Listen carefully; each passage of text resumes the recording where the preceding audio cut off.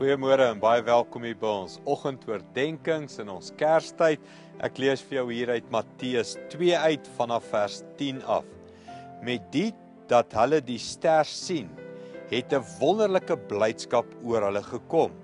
Toe hulle in die huis ingaan, sien hulle die kindjie by Maria, sy ma, en hulle val voor hom neer en aanbid hom.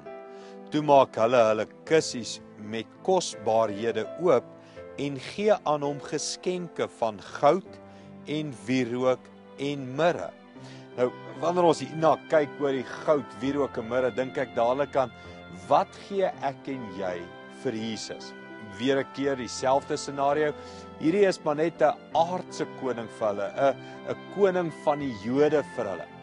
Wat gee ek en jy vir die ewige koning?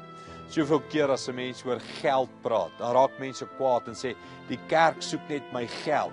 Maar ek en jy, ek bedoel, ons het te doen met 'n ewige koning, en hy vra nie regtig jou geld nie, hy vra geskenke, hy vra liefde, hy vra aanbidding. Wat gaan jy hierdie Kerstyd vir die Here gee? Wat gaan jy met jou lewe doen? Hoe gee jy jou alles vir hom? Dis wat hierdie skrif vir my sê. Haal iets uit jou lewe uit en gee jou beste vir Jesus. Kom ons bid dit saam. Hemelse Vader, help ons om nie na geld te kyk as ons eie nie, maar help ons om na Jesus te kyk en vir hom geskenke uit ons lewe uit te gee. Dankie daarvoor, Here, in Jesus naam. Amen. Goed gaan, sien jou weer môre.